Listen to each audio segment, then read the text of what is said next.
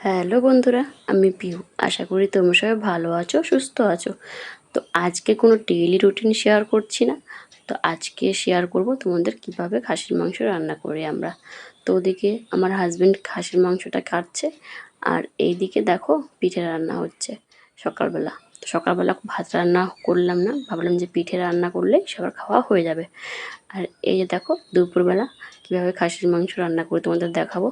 তো কড়াইতে ফার্স্টে তেল দিয়ে আলুটা ভেজে নিয়েছিলাম, আলুটা নামিয়ে নিয়েছি। এইবার জিরে আর মৌরি দিয়ে তারপরে পেঁয়াজটা দিয়ে দিয়েছি। যখন হয়ে গেছে তো পেঁয়াজটা হালকা লাল লাল হবে, তারপরে দিয়ে দেব রসুন আর আদা পেস্ট করা। ঠিক আছে, তো কড়াইটাকে ইগনোর করো। কড়াইটা হচ্ছে আমরা মাংস রান্না করলে আগেই বলেছি আগে ভিডিওতে যে এই কড়াই রান্না করি। তো এদিকে আদা রসুনের পেস্ট দেওয়া হয়ে গেছে, তারপরে দিয়ে দিলাম লঙ্কা। লঙ্কার মধ্যে একটা টমেটো দিয়ে দিয়েছি। টমেটো, একটা টমেটো বলতে অর্ধেক টমেটো দিয়েছি, আর অর্ধেকটা আলাদা পেস্ট করেছি পেঁয়াজের সাথে। তো ওটা একটু পরে দেবো। তো এই যে দেখো, এটা ভালো করে করে নিই, কষিয়ে নিই। ভাবলাম আর একটু তেল লাগবে, তাই হালকা একটু তেল দিয়ে দিলাম। তো চলো এটা কষাতে থাক, ততক্ষণ তোমরা দেখতে থাকো।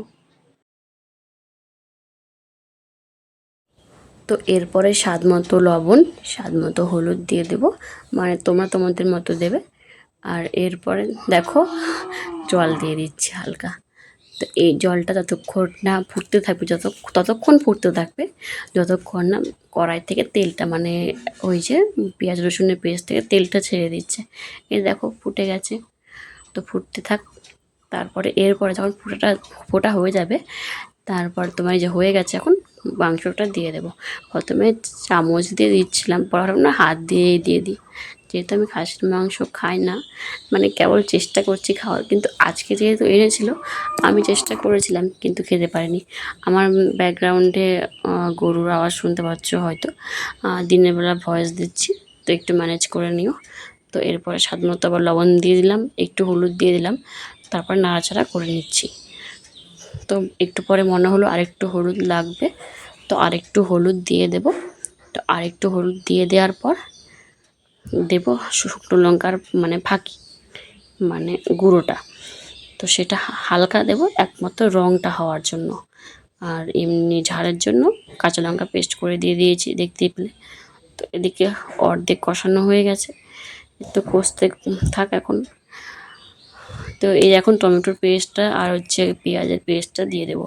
তো এই টাইমে দিলে কি হয়, খাসির মাংসের টেস্টটা বেড়ে যায়। হালকা যখন কষানো হয়ে যাবে তখন পেঁয়াজের আর টমেটোর পেস্টটা দিয়ে দেখবে, তরকারিটা অন্যরকম একটা ফ্লেভার আসে। যেহেতু আমি খাইনি, সবাই বলে ভালো হয়, তার জন্যই বললাম। তো দেখো আমি ভিডিওটা যেহেতু স্পিড করে দিয়েছি, তো জাল দিচ্ছিলাম কেমন লাগছিল। তো এরপর কষানো হয়ে গেছে, এখন ঝোল দিয়ে দিয়েছি। তো তোমাদের একটু খাসির মাংসটা দেখিয়ে দিচ্ছি। দেখো কত সুন্দর, আলুটাও আগে দিয়ে দিয়েছিলাম, আলু দেওয়ার সময় তোমাদের ভিডিও করা হয়নি, দেখানো হয়নি। আর এই যে দেখো কত সুন্দর একটা কালার এসছে। এটাতে কিন্তু হালকা লঙ্কার ফাঁকি দিয়েছে, তোমরা দেখতেই পেলে, আর পুরোটাই কাঁচা লঙ্কা।